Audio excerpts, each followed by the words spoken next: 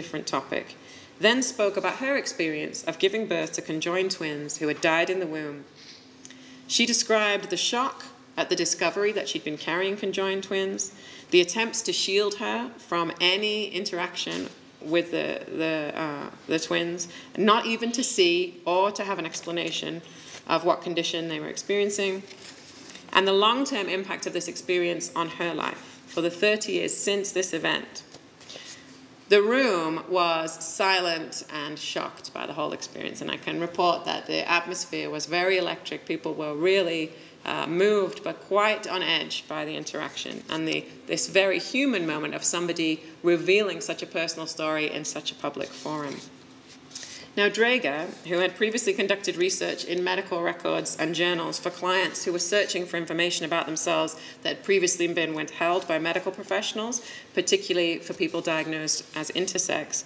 was able to locate a description of a similar case to help complete some of the details that remained confusing for Deborah Constantine, giving the artist a better sense of why her twins had been described in the autopsy report that she had to fight to see as one baby, and showing how they might have looked. She used the information that Draeger found to create a sculpture. The work in progress on the left, titled Products of Conception, was based on this research, showing how one head was contained within the other, with two bodies beneath that. As Constantine had never been allowed to see them, and had had to fight to read the autopsy report at all, she was particularly concerned to be able to picture her babies and to understand. The artist referred to the final version of this sculpture as My Boys, and said that when creating the artwork with clay, she felt like she was holding them for the first time. She later created a range of art on the theme of conjoined twins and participated in a panel with Draeger about medical ethics. The artwork was bought by Draeger's University to contextualize the collection of babies in bottles contained in its own medical museum. Now, perhaps this seems like an unusual case, but the plight of both the mother and her babies in this story resonates with many visitors who come to medical museums to address their own experiences.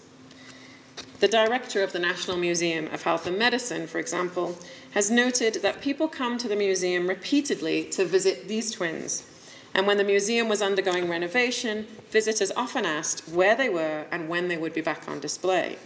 She suggested that women who had miscarriages were particularly drawn to this exhibit. So, a lively dialogue has emerged in the wider museum field about the role of museums in a healthy society, and focusing on issues particularly of social inclusion, but also about